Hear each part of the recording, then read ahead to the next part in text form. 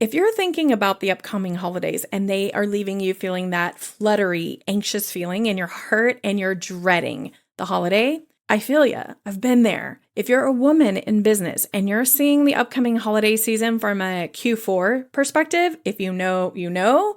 Fourth quarter is where all the catching up is. It's also where all the planning for Q1 takes place, and it's a little overwhelming at times, especially coupled with the holiday. So, oh my goodness, it can be overwhelming to be a woman in business and a woman with a family facing the upcoming months. What if I told you you don't have to do it alone? I am super excited to announce I am prepared to support you with a new way of doing it. What if you had a partner to help you organize your thoughts, help you find the clarity around what you really want out of the next few months, a partner that would keep you accountable to reaching the milestones and staying true to the boundaries that you set?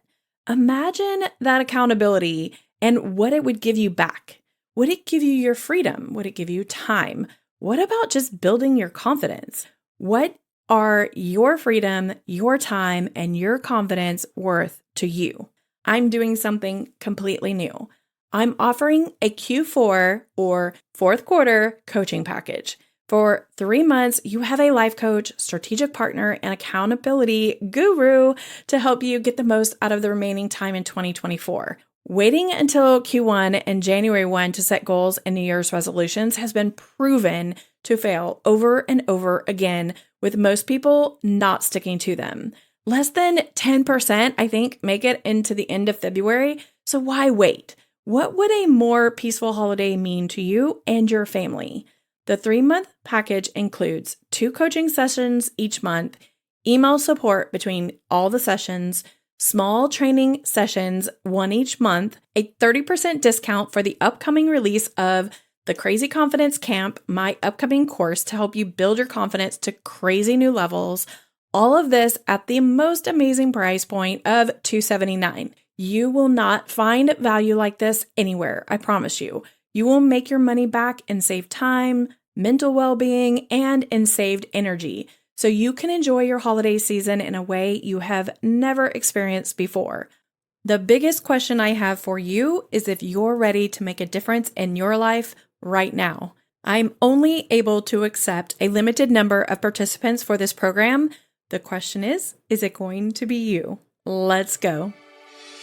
Welcome to the Crazy Confidence Coach podcast. I'm on a quest to help you find the most confident version of you. I help women become the most authentic version of themselves by helping them find clarity around who they are and who they want to be. My goal is to help women sift through all that noise that they have in their head about who they should be or who they shouldn't be, and create a plan to be exactly who they want to be. You don't have to continue to live with anxiety, high stress, and overwhelm.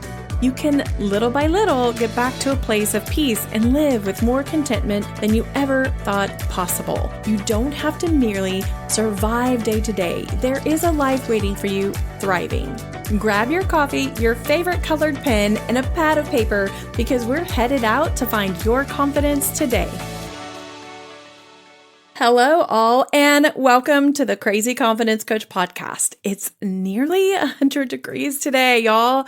I'm in Texas, and truthfully, it's mid-September. It's the 16th, literally the middle of September, and in Texas, it's almost 100 degrees, or at least where I am.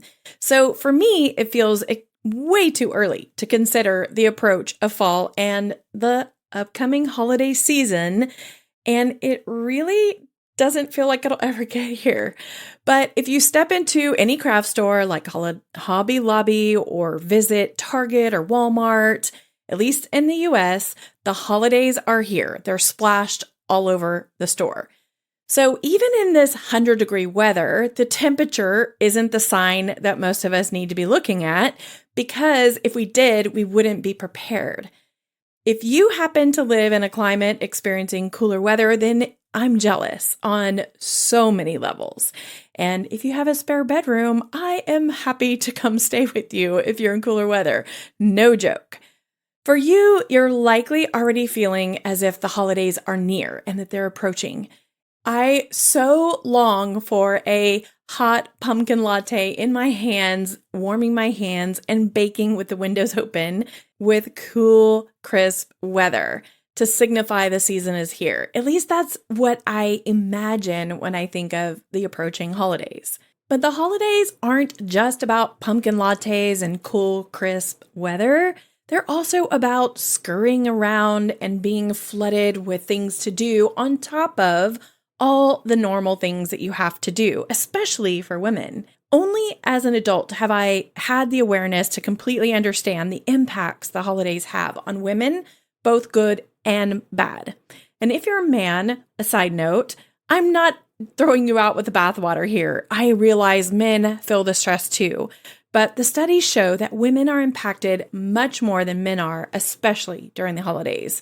As if daily life were not enough during the holidays, the most beautiful time of the year, we add family gatherings, company parties, gift giving, and some of us actually go through the trouble of redecorating our entire homes and putting up Christmas trees or putting up lights or whatever it is that we use to signify the time of the year is here. And even before we do the Christmas thing, we decorate with pumpkins and put wreaths on the doors and all of the fun things. So I tell you that this time of the year takes up more time and energy from all of us. The holiday season can just be so much fun and it can be exciting, but it can be exhausting and overwhelming. So with those added responsibilities, obligations, and on top of all of that, the financial burdens that can be too much to handle, we have to figure out how do we handle the extra stress, quote unquote, of the holidays? Is there a way that we can lower our stress, enjoy the season more, and build memories that aren't overshadowed by anxiety and overwhelm? The answer is yes, it can be done. You know the drill. Grab your pen and paper and maybe even a pumpkin latte because this episode may change your life. According to the American Psychological Association, holiday stress puts women's health at risk. That's a pretty bold statement. Did you know that nearly 50% of women experience heightened stress during the holidays? I didn't know that. I know that the holiday is stressful, but what I didn't realize is that women are impacted in a greater way than men are. Between juggling work, the family responsibilities, planning for holiday gatherings, putting things on the calendar, shopping for gifts, holiday cooking like cookies or baking for Thanksgiving or different events throughout the last couple months of the year, and just the general time and energy that goes into above and beyond the normal levels of stress. Most of this is taken on by women. And again, I'm not dogging the men, but this is what the statistics show, and this is what people share in their surveys when they're surveyed. So all of this adds up for women, and it actually becomes a health risk, both mentally and physically, when stress is not managed through the holidays or at any time for that matter. So what can we do? What can we do by reducing our stress, and how can we keep the love that we have for the holidays, but still lower our stress levels at the same time? So come along, let's get this pre-holiday stress-lowering party started. To start, you have to be intentional. Number one, figure out what is the most important thing to you. Everybody's idea of the holidays and what's important and what is special is different. Plan around what you want to make special. Pick your priorities and work backward. Is your number one goal during the holidays to spend time with family? If it is, how can you go about making this happen? Does it require travel? If so, start booking that travel now. If you can't travel or you don't have the funds to travel, maybe create a FaceTime party or a Zoom party. How fun would it be to make everybody in the family pick out or decorate their own little ugly sweater or whatever and just get on a Zoom gathering and chit chat and have a drink or a cup of coffee or hot cocoa and enjoy each other's company. It doesn't require travel if you can't do it or if for some reason you don't have the funds or something like that. So be creative. Figure out what you want and create around it. You are absolutely 100% limited by your own thoughts. So if you want to share a gift with family far away, but you have to be apart, do the same thing. You can deliver the gifts and meet on Zoom to open them. Maybe your number one priority is to be of service in your community during the holidays. There are so many ways that you can do this by yourself, or if you have a family and you want to do it as a family unit. So you can help a local food bank. Maybe you serve food on Thanksgiving, or maybe you help deliver food. You can collect items with the help of local businesses or families who need extra help during the holidays. You can even partner with your church or help families in need inside your church family so that you know who they are and you know that they're getting whatever it is that you're sharing. I have a friend that we go each year and we wrap presents with Brown Santa. It's something that she and I can do together and we enjoy it, and we're also giving back to the community and we love to do it. There are endless ways you could serve your community through the holiday. So if this is a priority, start searching now and get it on the calendar. Here's the main part. You do you. Figure out what your priorities are and plan for them now. The longer you wait to plan them, the more likely you won't do them, and it will leave you feeling stressed and overwhelmed because you're not aligned with what your heart is telling you want the holidays to be about.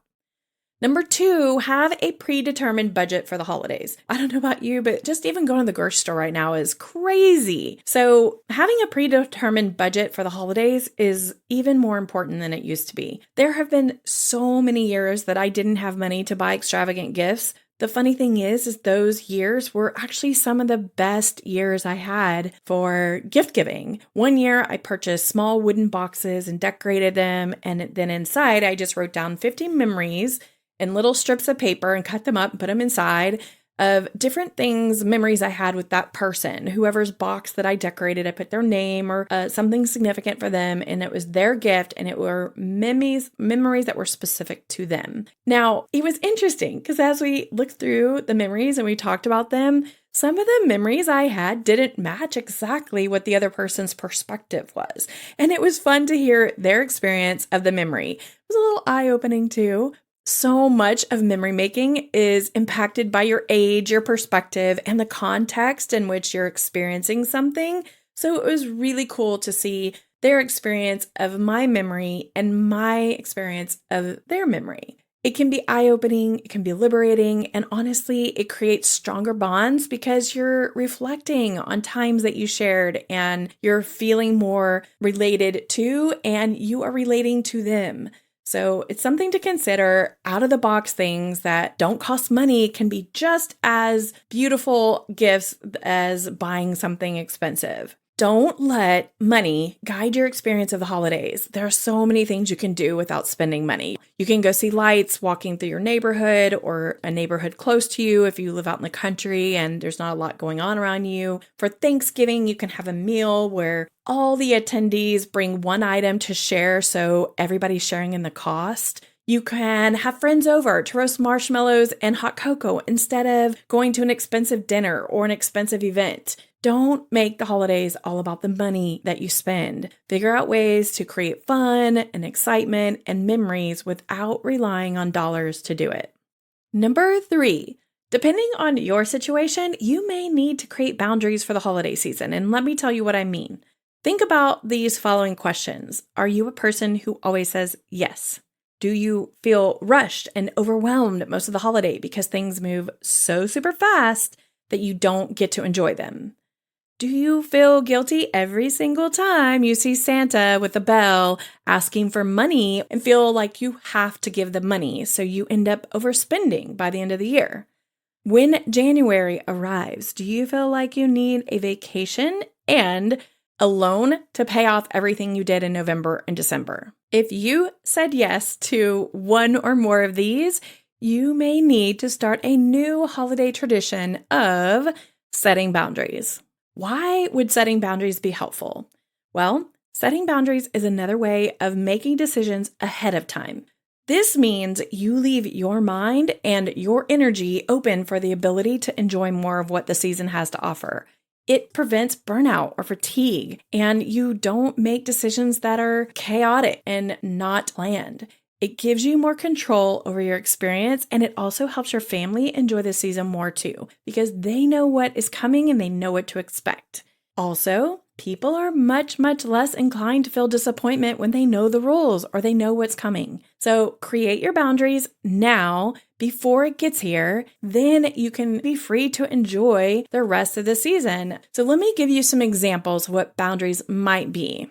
I will only commit to 2 holiday gatherings. I will only purchase gifts for my immediate family. Christmas Day will be spent at home with the kids. The children will get no more than 4 gifts each. A cute way I've seen 4 gifts each, by the way, is to do something they want, something they need, something to wear, and something to read. I love that idea, and if I had children, that's what I would do. The budget for each child in our home can be $100 or $500, whatever your budget would be. That would be a boundary.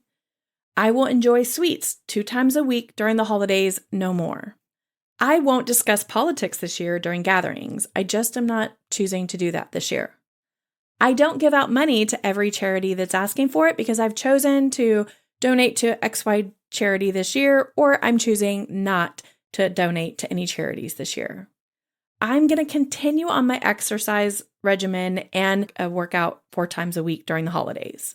Every Friday night or every Monday night, whatever we designate, we're going to have quiet time from 6 to 9 p.m. from November 1st to January 1st, so we make sure to get quiet time in our household every single week. Look, these decisions are for you and for those around you. You don't have to use anything I just said for boundary. You can create your own. Boundaries don't have to be negative or feel restrictive. They can be positive. Think of them as positive choices to enhance your holiday experience, not take away from it, but to enhance it. By making choices and boundaries ahead of time, you're leaving so much more space for peacefulness, general peacefulness, and less chaos. The other thing I want to point out is that you absolutely, once you make your decisions, don't allow other people to guilt you or shame you into changing them or modifying them. So stick to your guns, create your boundaries, and you do you, boo. Number 4, double check. Let me say that again. Double check your perfectionism if you have it. I don't know about you, but I love saying things like, I made those homemade for you. It didn't help that for me, I grew up with Betty Crocker. My mom literally is the best cook. She makes the best scones in the world. I will hands down go to my grave believing that because I cannot find a scone that compares. So I have a little bit to live up to. I've always wanted to be a good cook, and I love when I can share through the gift of baking and gifting. But here's the deal. During the holidays, we want to do that, right? That's when our little creative juices get going, and we have the idea that we'll make something homemade or we'll do something that is good for a party that's homemade. Well, that's great. And if you have time, that's amazing. Not a problem. But I want to encourage you to consider, what are you holding on to for the holidays that are must-dos or must-haves that could be compromised without the consequence? Meaning, are you believing that you have to do everything homemade to take to the company party when you could either buy something to take, which saves you lots of time, or buy a box of cookies that you can bake that saves you time and energy? Hear me out.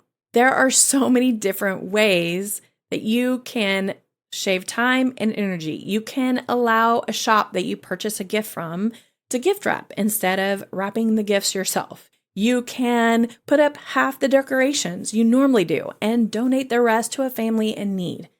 You could ask other people to contribute to your annual party by bringing a dish instead of providing the dishes all on your own. You could hire someone to clean once in November and once in December, and then all you have to do is maintain for the weeks in between.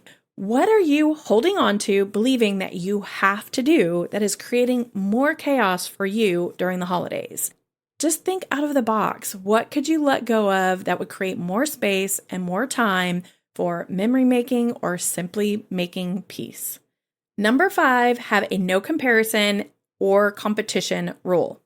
It is so easy to see social media holiday pics and feel envy or a sense of, I sure would love to have that. But everything from the commercials of that brand new luxury vehicle delivery with that perfect little blow on the top that's great and amazing and expensive to that cute little cuddly puppy popping out of the box, all sweet and perfect. And side note, who wants to set the standard of buying cars for Christmas? You're only setting up yourself for a letdown next year. Okay, so I digress. That isn't very good coach speak. And yes, I could manage my mind around both of those. However, let's be honest, a puppy is wonderful until it chews up those brand new shoes you got under the tree anyway. Your mind can magically make your holiday the best holiday season ever or the worst.